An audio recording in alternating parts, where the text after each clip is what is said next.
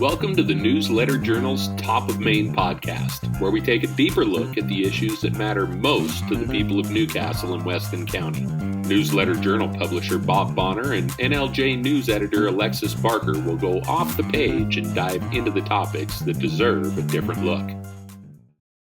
Welcome to the Newsletter Journal's Top of Maine podcast. It is a special Halloween edition of the program this week, as we're joined by a couple of guests, and I'm actually joined by a guest host this week. My normal host, Newsletter Journal news editor Alexis Barker. We'll just say she's on assignment, and by that we mean she's putting her 1-year-old to bed and stepping in to pinch hit because he was quite honestly more excited about this topic than his mom, is my grandson Kazen Barker, who accompanied me. Kazen and I this summer went on an alien fact-finding trip to Roswell, New Mexico together, and we sat around a campfire a couple of weeks ago telling some scary stories. And he's already, guys, I got to prepare our guests that he does have questions that he prepared earlier today. So Kazen, welcome for your first time on the Top of Maine podcast. Thanks for joining me, buddy. Yeah, thanks. Anytime. All right, we're excited to get you going. I want to introduce my two guests. The first one's going to be familiar to Newsletter Journal readers. Michael Alexander is one of our reporters at the Newsletter Journal, has done a fine job of that for us for over a year now, getting on close to a couple years, I think, Michael. Most famous for being a English teacher and a fine English teacher at Newcastle High School, but maybe a little less well known, and maybe we can do something about that this week. Michael is also a published author of, what would you say? I mean, your genre is, would you say, the macabre, or you do write about unusual, spooky Halloween type stuff, Michael? So how do you label it? I exclusively write short horror stories. Tell us some of your titles. Sherry, go ahead. You got a chance to promote and tell people where to find your Sure, books. sure. So I've got a couple of collections out. I had three mini collections that I have released over the last 5 years or so, and I actually just collected them in an omnibus collection titled Whisper in the Dark. Very nice. And our other guest is a fellow podcaster. Dean Petersen is the producer and star in the show of That Doesn't Happen Every Day. He goes out of his way to cover odd, macabre, and even the occasional heartwarming story from around the Cowboy State. And Dean came back on my radar through the Wyoming Press Association, as he sent something out a week or two ago, sort of inviting us into his world and into his podcasting world. Dean, thanks for joining us on the show. Why don't you tell people a little bit about yourself and how you got going with podcasting in Wyoming, and then we're going to dive into the stories that you two guys have covered over the years. But introduce yourselves to people a little bit, Dean. Thanks for having me, Bob.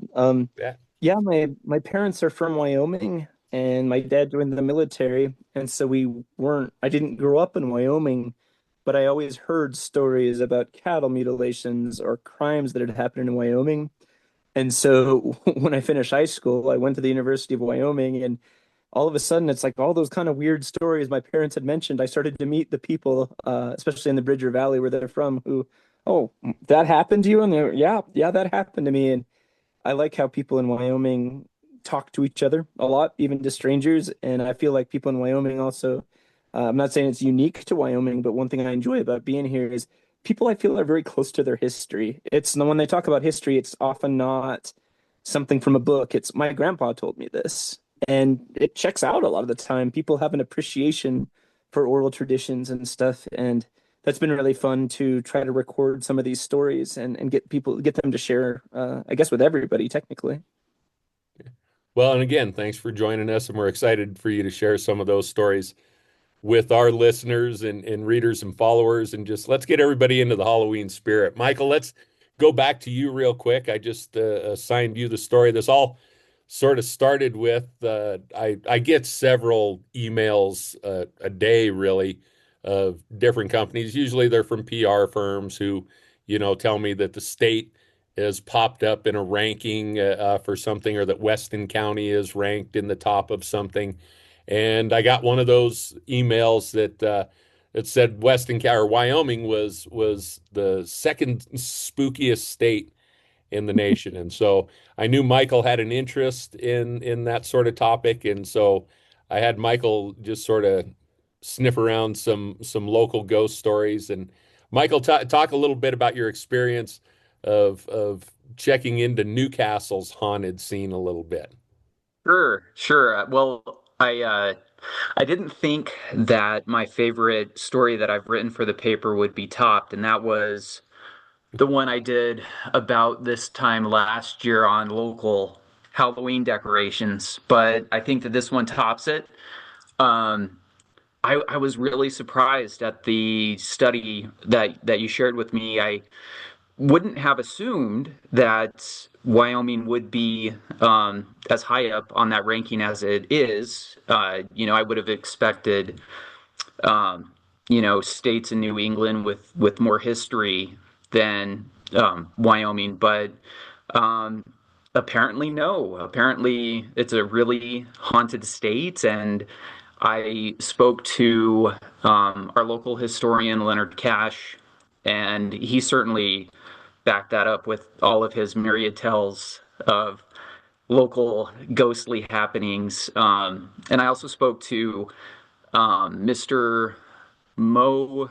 Um, oh gosh, I'm blanking on his name. I'm blanking on his name, but the paranormal investigator out of Rapid City Oh, with Rapid City Investigations, and he pretty much reasserted everything that Leonard said about the area and our propensity for ghostly phenomena.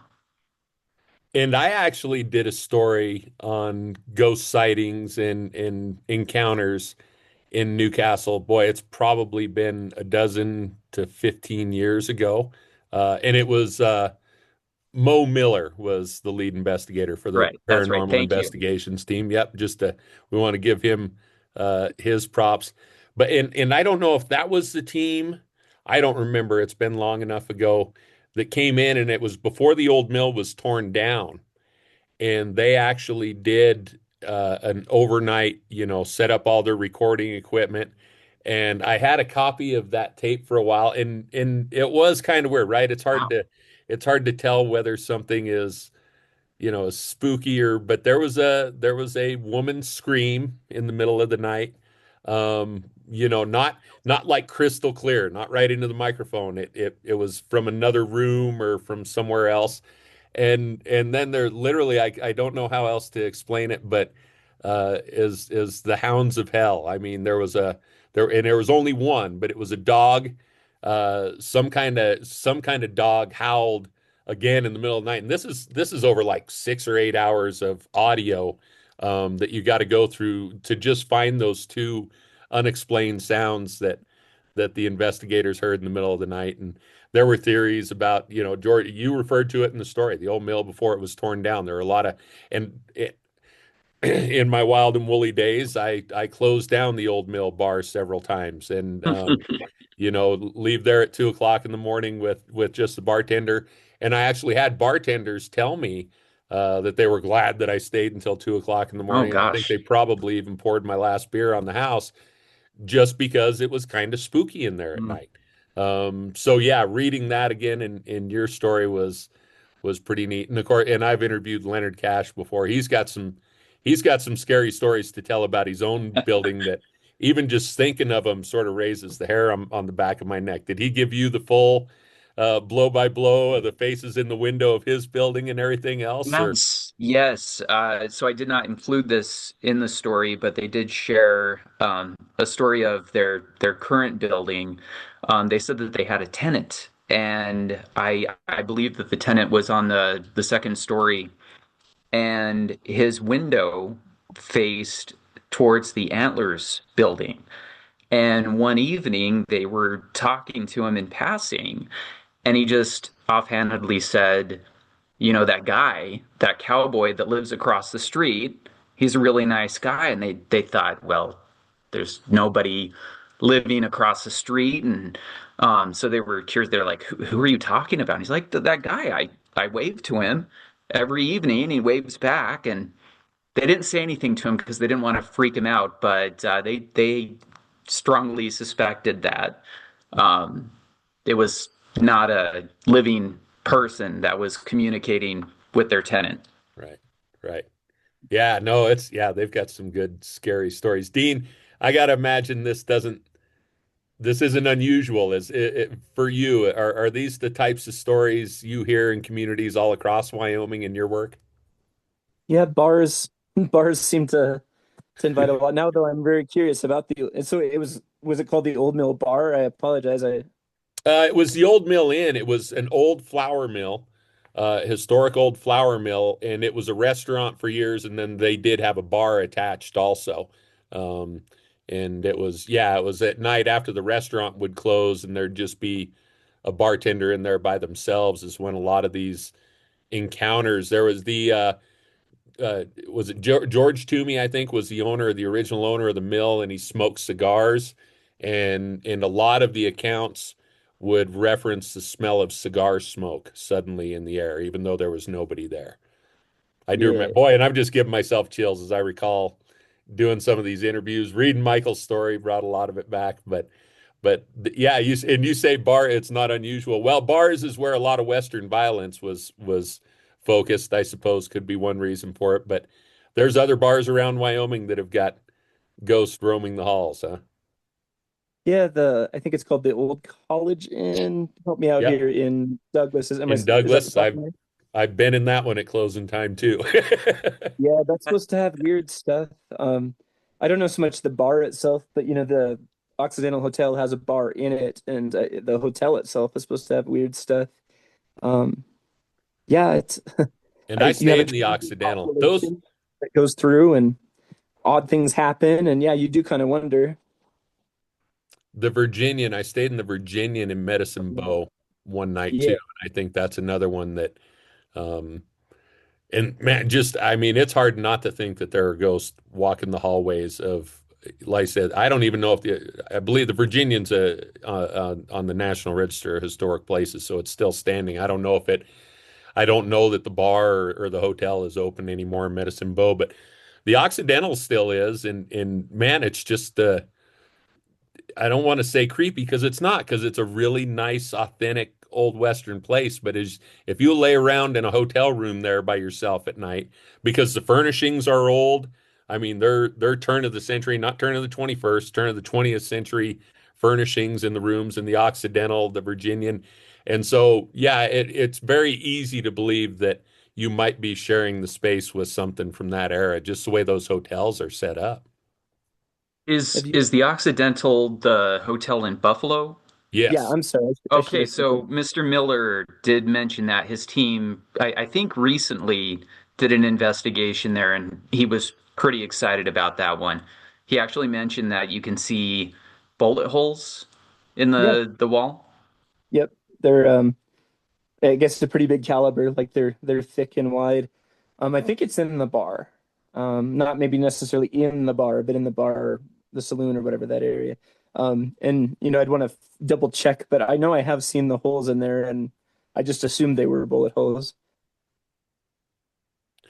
Kazen, what was your first question for these guys? Let me see here. I remember what it was. I can't believe you don't. What is the most horrifying ghost experience or sighting you've ever heard of? Like, yourself, or that you've Did you, seen or anything? did you write these, Kason? Uh, Kazin, right? Kazen, yeah. yep, yep. Kazin, I'm sorry. Did you write these? This is a good question.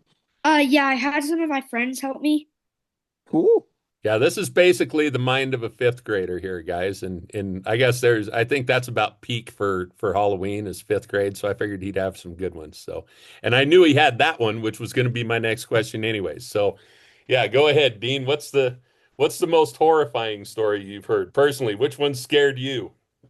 Well, so ironically, like you'd mentioned did you say the fundamentalist Christian folks or something? Right. Like I still go to church. I I believe in Jesus Christ. I Mhm. try to follow his example and everything, and was kind of raised in a belief in a tradition that we shouldn't talk to ghosts, that they Mhm. are real and you shouldn't talk to them. Right. And so I've always kind of followed that. Like I love ghost stories, but I don't want to interact with them.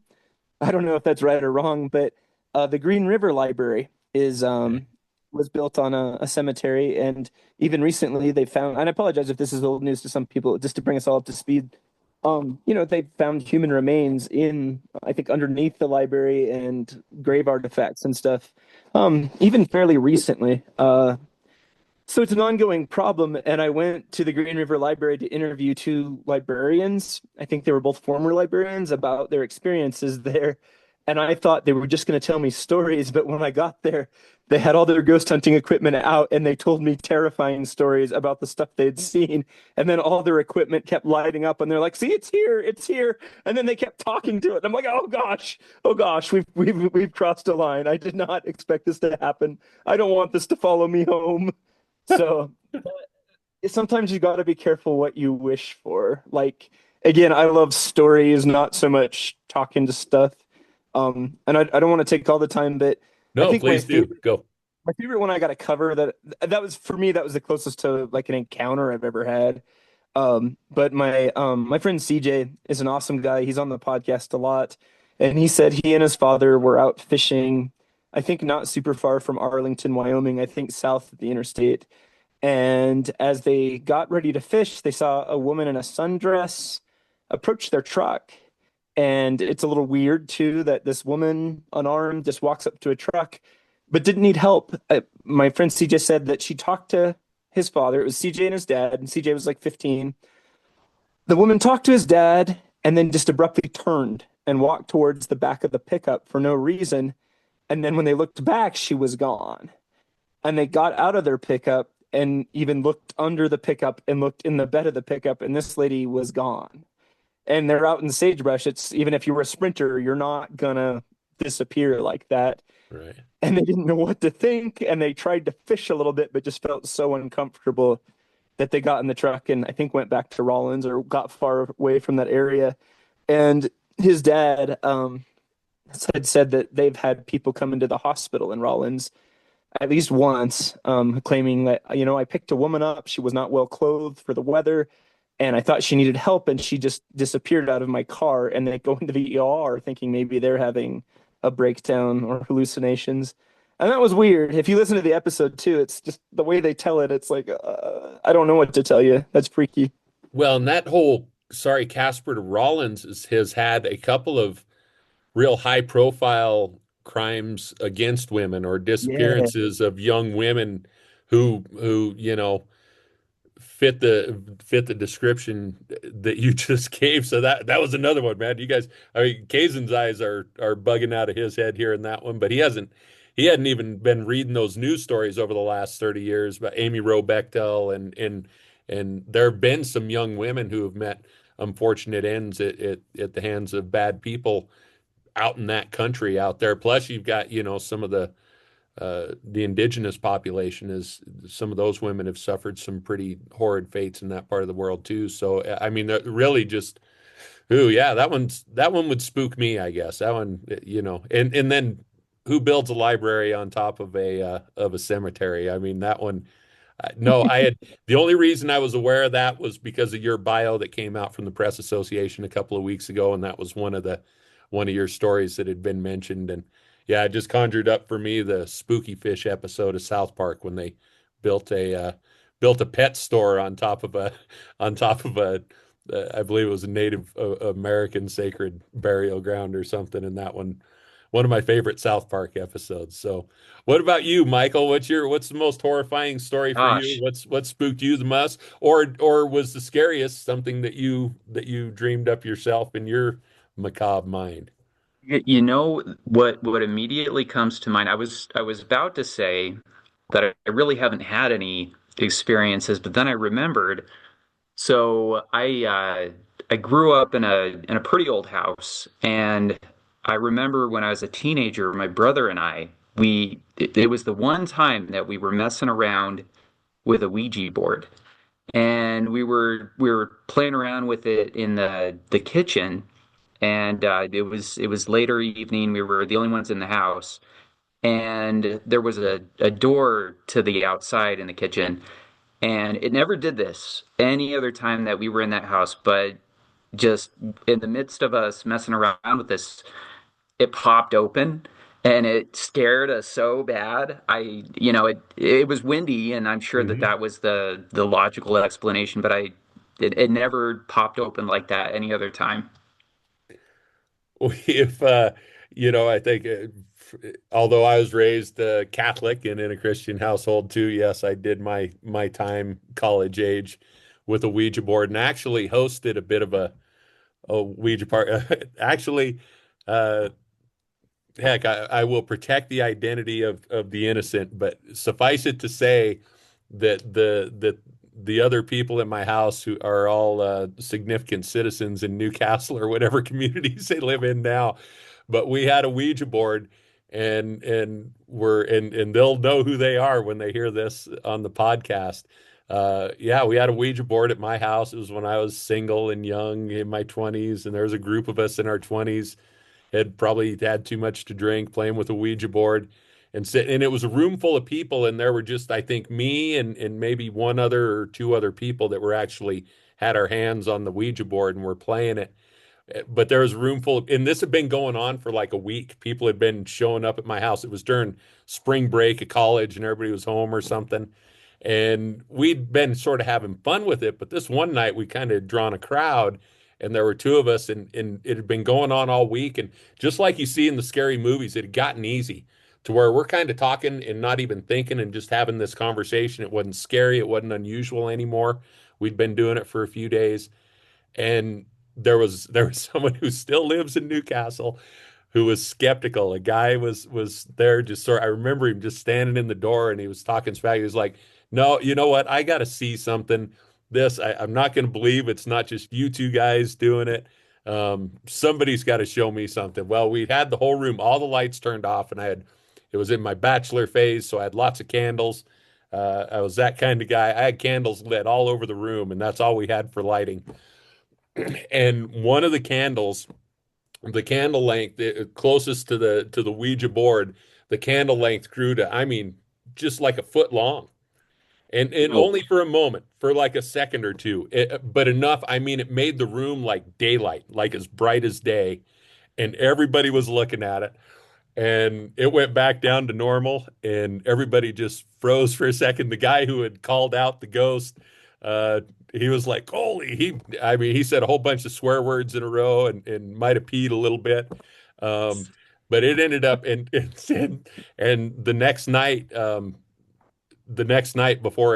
everybody had left, or it was that night after everybody had left, me and the one girl kept playing with the Ouija board, and she ended up just picking it up and throwing it across the room. It just freaked her out, and we agreed to get rid. We did the old Ouija board burning the very next day. So, and I think they had brought the Ouija board back from college and just ended up at my house with it, using it. So, yeah, I had the scary Ouija board experience. I also, have either of you guys heard of Bachelor's Grove Cemetery in Chicago? no. Oh, It makes a is it? lot of top 10 most haunted Yeah. places in America list. And I grew up in Chicago, and my cousin actually lived in the suburb in Bachelor's Grove. And there was a stretch of woods behind her house. And if you walked through the woods, on the other side was Bachelor's Grove Cemetery.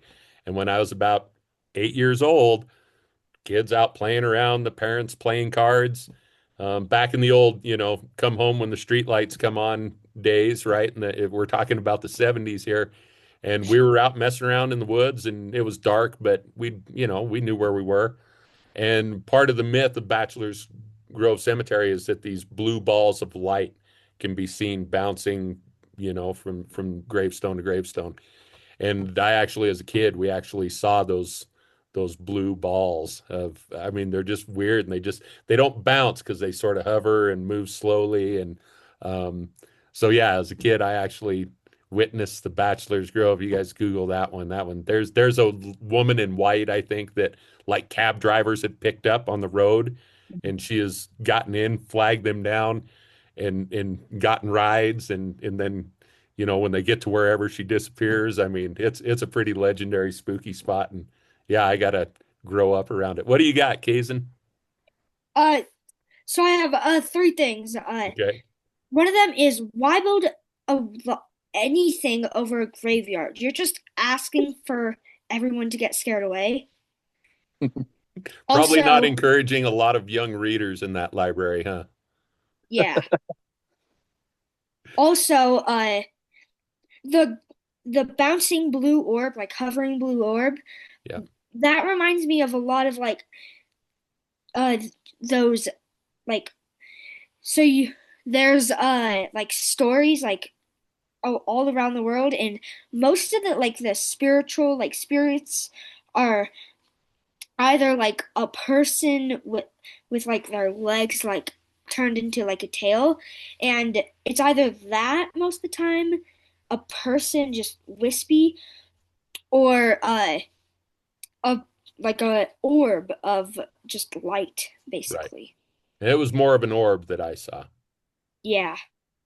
not a wisp. What was your third thing? Did I say three? I meant two. Well, so what about your next question for these guys? Oh, uh, what's what was the creepiest place you've ever been? My classroom week before Christmas break. Oh, do tell. Just because Oh it's the yeah. week before Christmas break and it's time to go. Oh yeah. Have you ever been anywhere and been scared? I mean, that's why I've got Bachelor's Grove Cemetery. I've got plenty of nights out in the woods and stuff when I scared myself. Have you guys Um, ever been to a scary place? have I'm wondering if have either of you been to the Rawlins Territorial Prison? I have. Yeah. Yeah, Yeah. that's a pretty interesting place. Yeah. I remember the first time I went there, I had a wind up disposable camera, and we were taking all sorts of pictures, and I had a picture of myself I was sitting in the gas chamber, and for whatever reason, all of the photos developed just fine, but that one didn't. Make of that what you will. Huh. Did Yeah, it I know come what to out make of not that. at all? Yeah, it didn't come out at all. Huh. That is a freaky, like, I don't know. I guess the first time I went there, first of all, I'm like, this should be sanitized more. Like a lot of historic sites are very whitewashed and very, you know, dudes-nified and tourist ready. But that place, the inmates left and they let you in to tell you about it. And I remember that, and I remember that feeling of just kind of sadness, and sometimes that feeling of I shouldn't be here. I'm not psychic. I don't know about all that stuff personally. I just that was my experience as well. It's just something ain't right here. And the Green River Library was probably the scariest place you've been. It sounds like that one left an imprint on you. Yeah, yeah, that when I was stationed in Germany, I went to Buchenwald with my wife, and yeah, that place it was that same kind of just very sad feeling, and it was creepy because at least the way the GPS took us, I don't know if there was another way to get in. We went through a lot of woods, and you were just kind of in the middle of nowhere, like it was put there for a reason. And the I don't know how to explain it. It's like things weren't, yeah, I guess packaged really for you to understand. It was just you were there and you could kind of read some of the signage, but it was just a really sad place. What do you got, Kazen? Both of those are, I got the chills right now, and I'm hearing stuff, and both of those are really creepy. Are you okay? Yeah, I'm good. I like the spooky stuff. I don't want to be the jerk that scares, kids. Oh no. No, he just like I said, he wants more. Like we went and took on aliens in Roswell this summer and did spooky stories around. What was your next question, Kazen? I know you got one coming up that's really going to resonate with local kids. What's your Uh, next one? have you like seen a ghost or like had paranormal activity near you? I know, Dean, you've had some, but have you like seen one, like, or was that your only encounter? Yeah, that was, and again, I never really saw anything other than the stuff that ghost hunters use was like lighten up, and they were trying to talk to whatever was happening, and so I felt like kind of uncomfortable. And it's on. If you want to listen to the podcast, I'm being very transparent. It's on the podcast where I'm like, Yeah. well, they keep talking to it, and I whisper into the mic, "I'm a chicken." Um, no, if you ever look it up, Richard Collier used to be a photographer for the state of Wyoming, and he shot a bunch of photos in not the prison in Rollins, but the old, is it the Territorial Pen in Laramie? In Laramie. And And I've been yeah, to, they turned it into a haunted house every once in a while.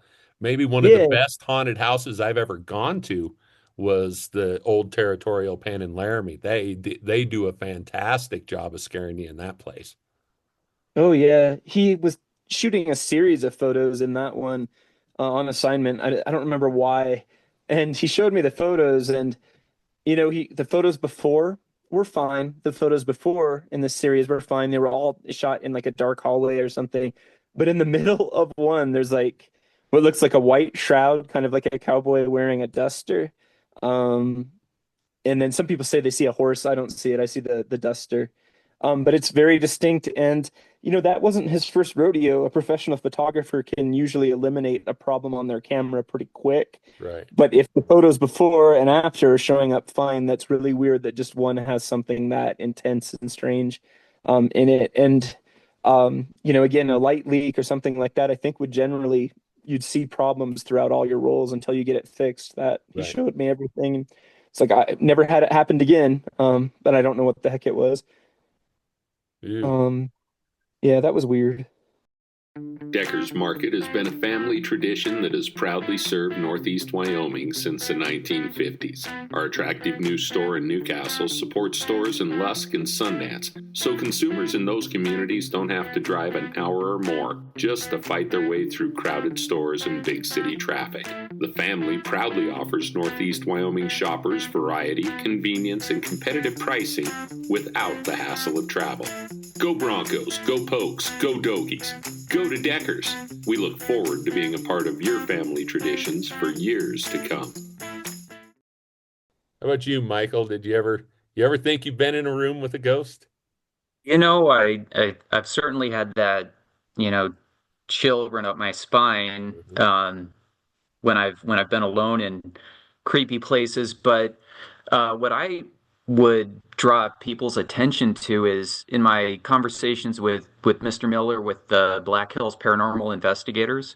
Mm-hmm. Um, he shared that his team has amassed some pretty interesting evidence. They've recorded uh, voices. They have snapped photographic evidence, and there's actually, I'm looking at it right now on their Facebook page. You have to scroll a bit into their photo album, but there is a a really interesting photo of what he said is a shadow person. And this is in a historic house in Rapid City that this was snapped. So I would certainly invite anybody to check that out.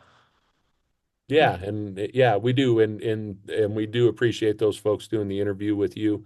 Um, I know as far as a actual ghost, I was in, and this one came up in your story, Michael, is Isabella's is another one of those places Mm. that I was in late at night. It was before it was Isabella's, so it was back. It might have been the photo studio at that time or something, but I was upstairs and had the experience of not getting a chill, but of the room physically feeling like it had gotten colder. I mean, like dropping like 10, 15 degrees.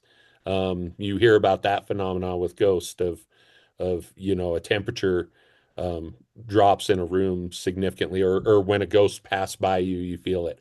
And I did experience that one. And gosh dang, what was it? It was before it was a restaurant. It was before it was Isabella's. I was upstairs, and I just for the life of me, I can't remember who was with me or what we were doing, but we'd gone up there. It was just storage at the time.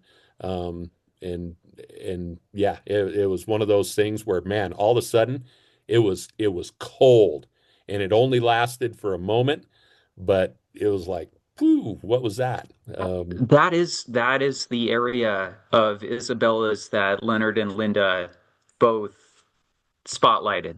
Yep. Yep. It was a spooky place. Well, and I worked in the radio station, which in high school, which at the time was the old Masonic Lodge on Main Street. And that's another one that I heard a lot of bump in the night because if you're the high school kid working at the radio station, you work the night shift. So a lot of that, it might have just been me being a high school kid in a big old scary building all by myself at night. But boy, there were a lot of weird bump in the night things that I'd go investigate and could never find what was making the noises and stuff when I was 17, 18 years old in that place. And people had told me, the old Masonic Lodge that there was always a ghost story or something that they could attach to it. So I think I don't know, I think there's plenty of rich old history in Newcastle and Weston County. So What do I you, have to ask you, being as you spent your formative years in Newcastle, did you ever go to the spot where Diamond L Slim oh yeah, was hanged? yeah, yeah. And then recreated his hanging. I mean, Yeah, I should have. Oh, go ahead. no, you're fine. I was I always was, fascinated by Diamond Slim, the story, and then the story of the hauntings. And I never, no, I went out at night. You grow up in Newcastle, even in those days when there was maybe more for kids to do there than there is now. uh, you know, Group of guys that get together at night and, looking for, I'll let you all fill in the blanks how you want, but looking for something to do, not necessarily get in trouble. And yes, hunting Diamond Slim's ghost or seeing if you can call him out was definitely something that I attempted, but was never in any way successful that I know of. okay. Well, I have I've had at least one former student mention trying that and getting really, really, really spooked by the experience. But Mhm. Leonard had mentioned that there have been sightings Yeah. of his ghosts. Yep. And he's kind of a headless horseman type because the Yes. sightings say that he's carrying his head or looking for his head, which he was hung from a bridge, Dean, and he was decapitated when he hit the end of the Oh, rope, his head popped off. And so the sightings of Diamond Slim, the stories have always either said that he was carrying his head or that he appeared to be looking for it. But it always ties into the headless portion of it. It's got a real headless horseman type of myth. What are you is the thinking, bridge still there? Kazen? Oh, sorry. Oh, I'm sorry. Is the bridge still there? Is the No, bridge still intact? it was a railroad trestle that ran up Cambria Canyon. There is a Uh-huh. bridge, a road bridge in the approximate area that like I used for the reenactment and everything. But no, the actual railroad spur no longer exists. It's all gone. But it's an area. It runs in the bottom of an old creek bed there, and I mean it's depending on how the city's doing with upkeep, it can just be kind of a spooky spot, anyways. Huh. That's cool. Gazen, do you have a question for these guys? I was, yeah, have you heard of Stumpy from I knew this was Camp coming. Mallow? Say it again. I'm sorry. Now, Stumpy Dean from Camp probably hasn't Mallow? heard this legend. Michael, I you know the have. legend of Stumpy? I have, but only bits and pieces. And I know that his area of operations would be Mallow Camp, correct? Okay. And that's in Weston County. Yeah. Yeah, so now this one, the legitimacy of this, who knows? But the story. This is a story Kazan specifically asked me to tell him on our camping trip a couple of weeks ago. Kazan's in fifth grade this year, and if he still lived in Newcastle, he would have gone to Mallow. Fifth graders in Newcastle go to Mallow Camp every year, and they stay for like 3 or 4 days, and they stay overnight in these old bunkhouses. About 20 kids to a bunkhouse or 10 kids to a bunkhouse. I know when I went with Kazan's dad, I was one of the overnight guys who stayed in the bunkhouse with the kids one night. And somewhere along the lines of this fifth grade trip to Mallow, the story of Stumpy started to be told. And I think the story of Stumpy, who is, whether he's got one leg or, he's a disfigured individual.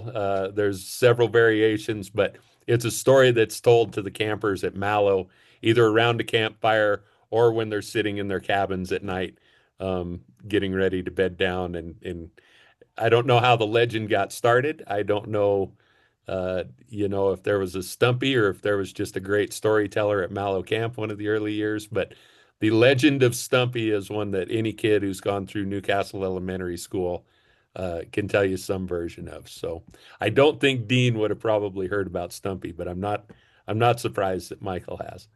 Those kind of traditions though are fun too, right? I mean, even um, yeah, they're what it's made of. It's what gets kids like Kazen interested in this sort of stuff. And Michael, you've got kids. Are your kids into scary stuff?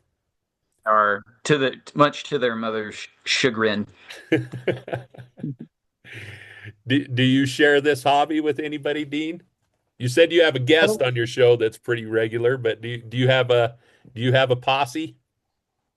Uh, like I just wherever the story leads, I'll interview people. CJ's been on there a lot because he's had a lot of weird experiences. He grew up on a ranch, not far from Fort Fred Steele, and that apparently, that episode is called CJ's Haunted Ranch. And yeah, it was just freaky. Like if you listen to it, what he talked about seeing and having things, lights go off that shouldn't, having feelings of being watched out in the willows, stuff like that. But one time we were listening to the podcast and we drove in that direction. We were going by Fort Fred Steele, and I explained to the kids, by the way, that's over there. Like what he's talking about is right over there.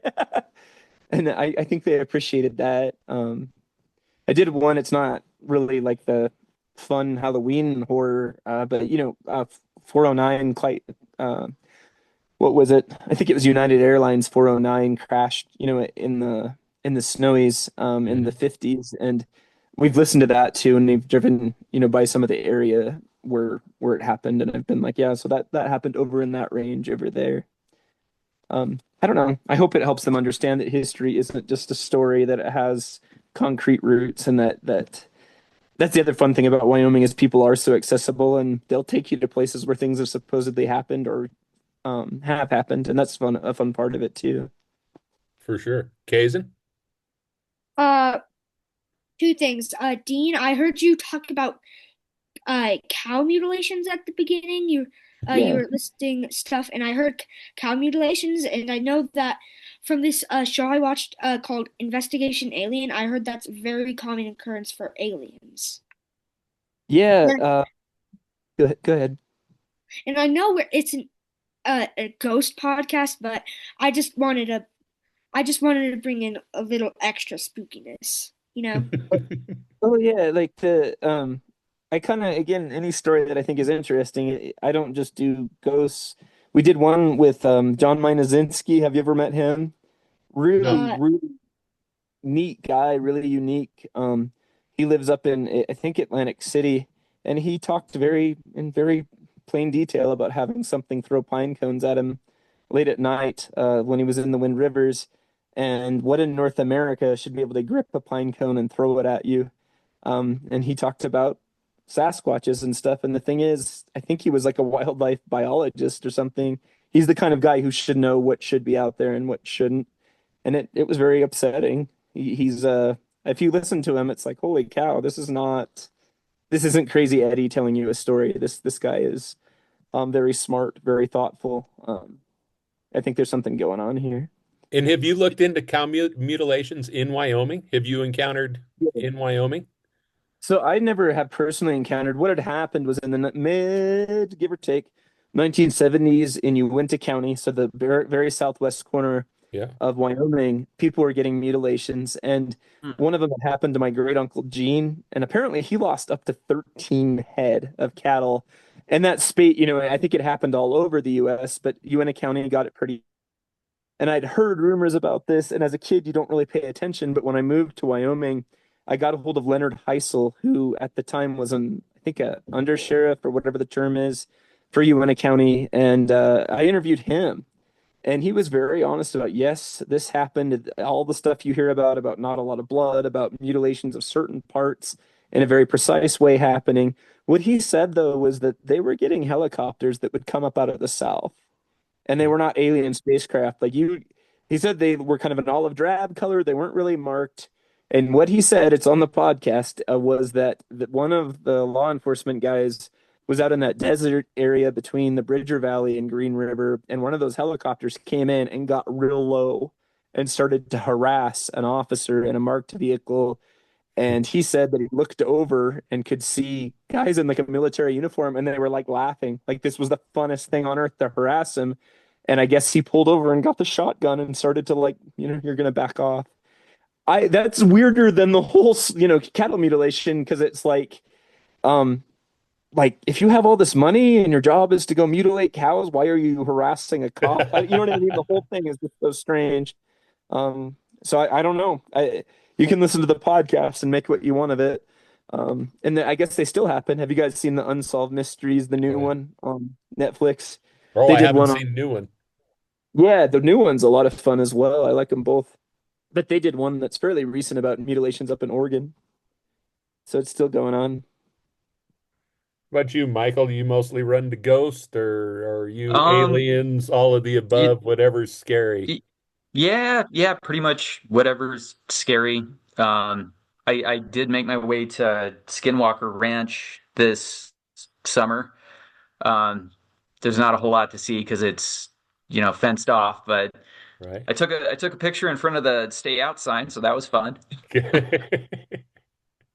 Yeah, Kazen.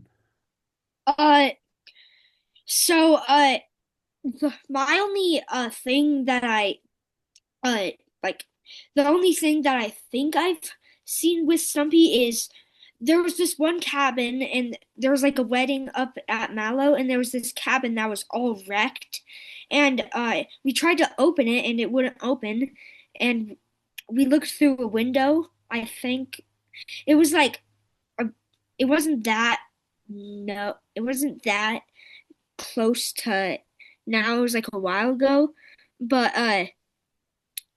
it was all wrecked. Like the beds were knocked over. There's a bunch of rocks thrown in, and it was just a mess. And Vandalized or ghost destroyed? I think it's a mixture, maybe. The Yeah. beds might have been flipped over by a ghost, and rocks were thrown in by teenagers. What so and you be thinking of your next question, Kays, and I want to follow up with Michael a little bit. Michael, so the letter I got in response to your story started with something like it's about time that someone looked at this, these phenomena around Newcastle. But then they suggested the biblical explanation for supernatural phenomena, which is that, as Dean alluded to, the Bible says there is no such thing as ghosts. When we die, we go to heaven or we go to hell. Catholic tradition has purgatory mixed in there, and sometimes you'll have ghost stories associated with that. But largely, the biblical perspective is that these things are real. But as Dean said, you're not supposed to interact with them because they're demons. Um, which I mean, that just boy, when I read it, I was kind of excited. We got a letter response, and then I was like, oh, now you just scared the crap out of me. um, where is that? You also hear you want to talk about the southwest corner of the state, one of the most famous ghost stories with a happy ending of all time happened in Cokeville, Wyoming, Yeah. a few decades ago with the Cokeville miracle. The couple had gone in and taken all the students in the school hostage and had explosives. And the story is, and this one I really give myself chills.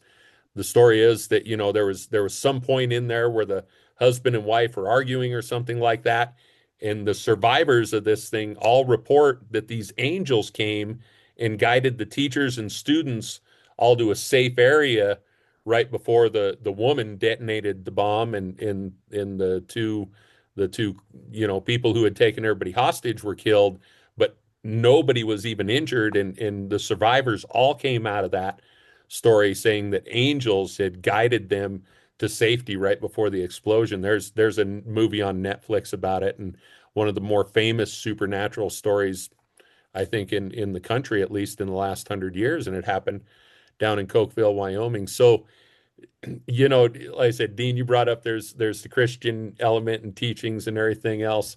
I'm a very strong Christian. We're not even supposed to, depending on how literal you want to get with the Bible, we're not even supposed to celebrate Halloween, right? Um, I obviously fall short of that standard. Especially look out front of my house is all decorated up, and I think it's all good fun. Just to sort of wrap this up, guys, what does Halloween mean to you? What is, for me, it's one of those things you really better not take it too seriously.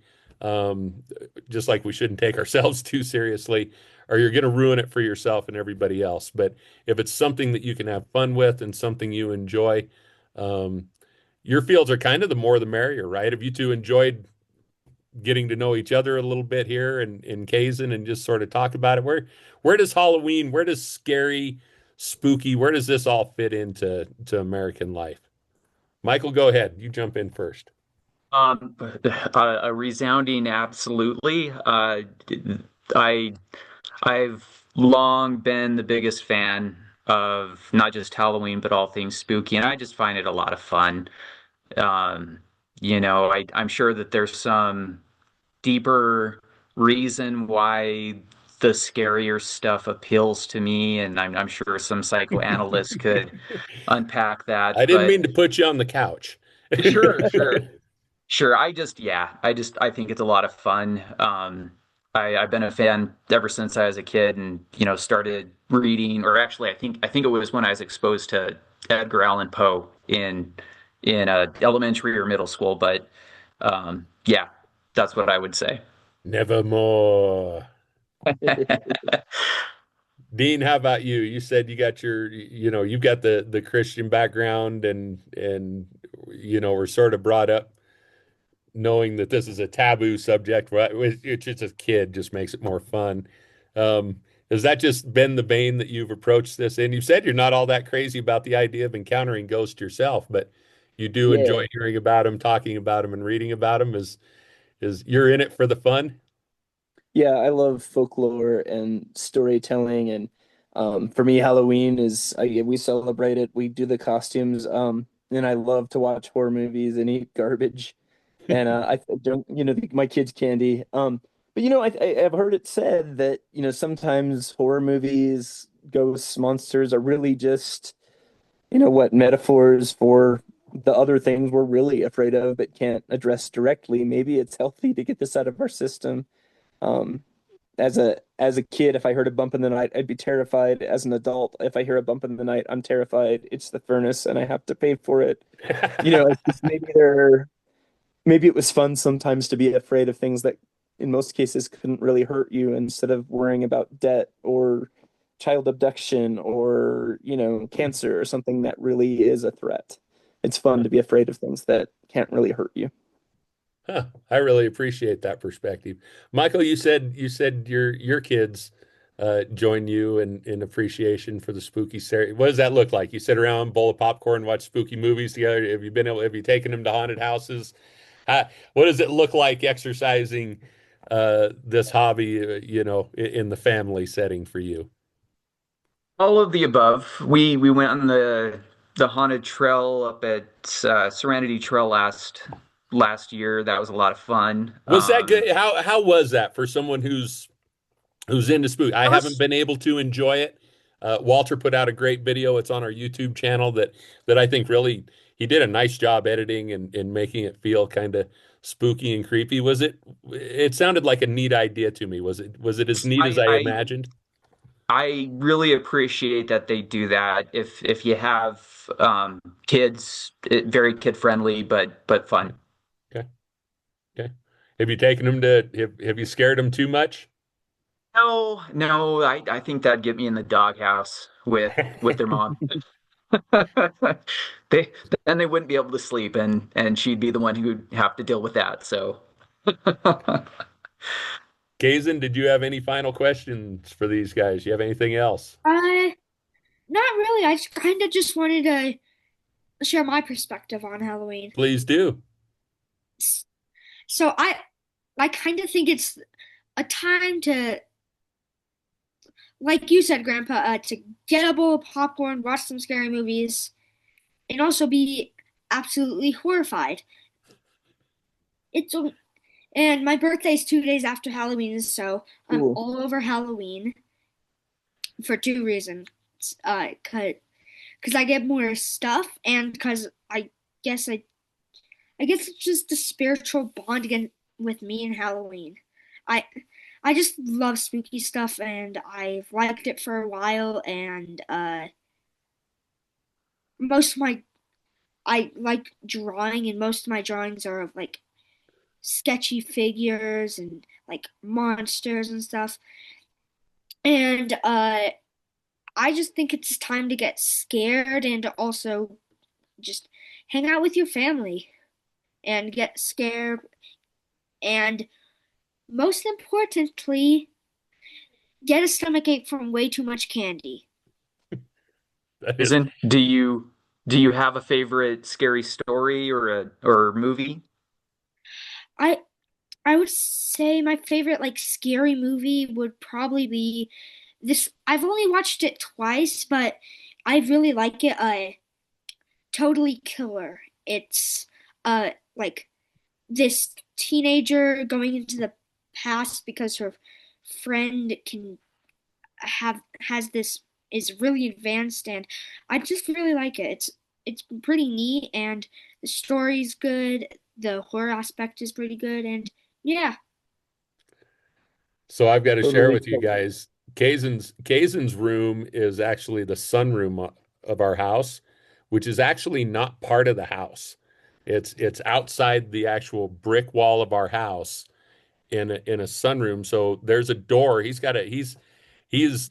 then before he moved in that room, when he first used to come down here and stay, he would stay upstairs and be the only person in the upstairs of our house. So at Kazen's age, I could not have slept out in this because if you can see behind him is all those windows.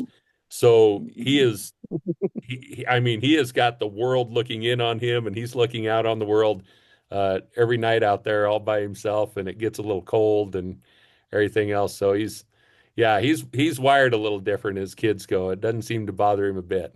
He's never come in trembling or anything after a night out in the sunroom. So Yeah, the only time it trembles me is when I see something horrifying or my mind's playing tricks on me, and I just have like 45 different nightmares. That's mostly what the only times I come out like a little scared. But mostly I just really like spooky stuff. well, and it's been fun talking to all of you guys who like spooky stuff. Dean, Michael, Kazen, thank you for joining us on the Top of Maine podcast this week. It's been a lot of fun. Yeah. Thank you. Thank you. Yeah, thanks, guys. Happy Halloween, and thanks to everybody else who joined us and tuned in to the Newsletter Journal's Top of Maine podcast.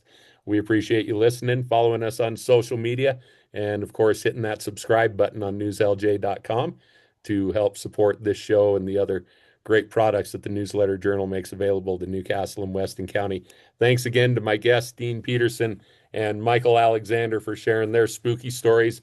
And thanks to my special guest host, Kazen Barker, who joined us this week.